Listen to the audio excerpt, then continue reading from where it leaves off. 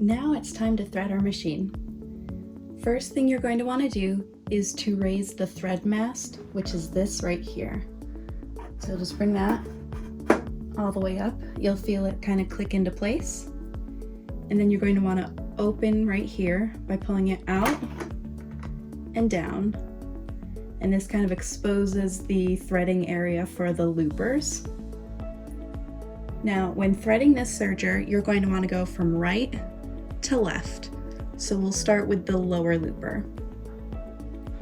You're going to put the thread cone onto the spool pin in the back, and you'll bring the thread up and just into the opening in the thread mast.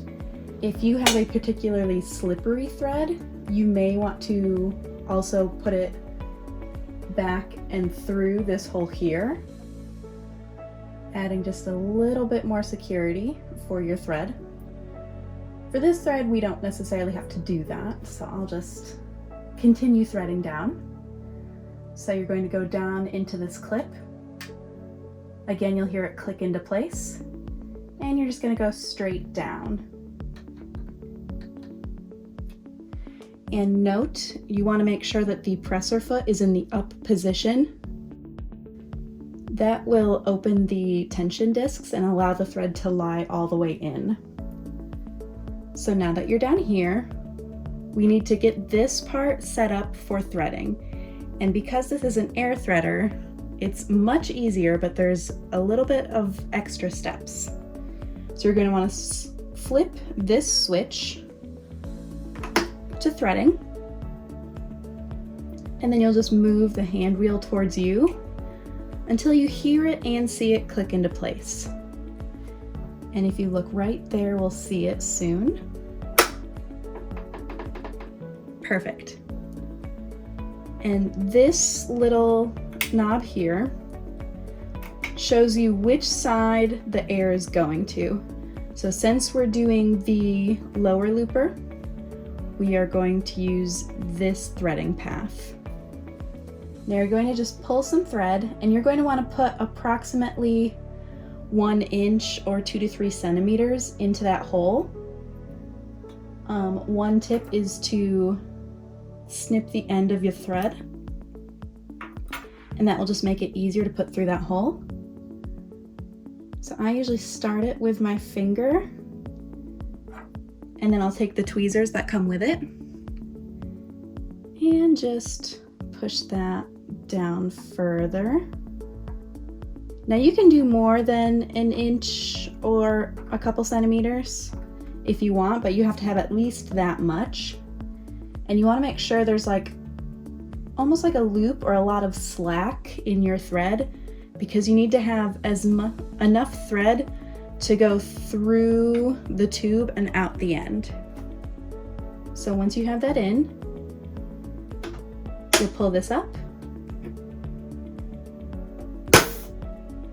and as you can hear and see, you'll feel it click into place, and the thread will just shoot out the side here. Now with the tweezers, you're just going to kind of grab that thread, and you'll put it under the foot. Just make sure you are not in front of this cutter, you're going to want to be behind it. Okay, easy enough. So we will do that with the next thread as well. So like I said, we're going from right to left, so we'll do the upper looper now. And again, you will put the cone on the back spool pin, bring the thread up into this slit. You're going to click into place and go straight down. And like I said before, this points to the hole that the air is going to go through. So we want to switch that since we're switching threads. And again, I'll just snip the end of this just to make sure we don't have a lot of fuzzies preventing us from going into that hole. And started it with my finger, and I will put more in. Again, you want 1 inch in or 2 to 3 centimeters. pretty much the same thing, but okay. And again, we have enough slack in the thread so it can go through the tube. And we'll bring this lever up again and back down. That's so satisfying. Okay, now that it is through the end of the looper, we are going to bring it under the foot. Again, you want to make sure you are behind the knife and under the foot. And now, before we close this up, we want to switch this back to sewing. So we're going to switch that. And this does not matter once that is disengaged, so you can leave it on whichever hole. You'll just close that up. And now we can do the needles. And we're going to continue from right to left. So put the thread back here. We'll bring it through the hole on the thread mast. Click it into place. Bring it straight down. And now we're going to go over. And you're going to go under this and then above this. Then you'll go through the right opening here.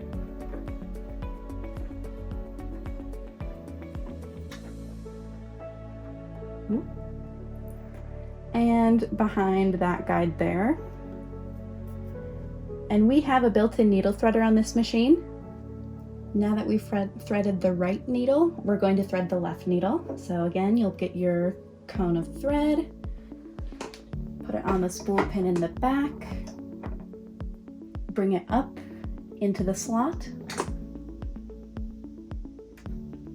snap into place, go straight down, and then you're going to follow the arrow to the right, go up and around, straight down into this guide, and down behind this guide. Now that you've gone through these top guides with your left thread, we are going to again thread the needle, but we're going to have to switch the needle threader position. So you'll pull it towards the left, so you're on the left needle. You'll bring the lever all the way down until it clicks into place. And again, you'll go under right there. And then you're gonna kind of go under and back. And again, we will loosely hold the thread in our right hand while we release the lever with our left.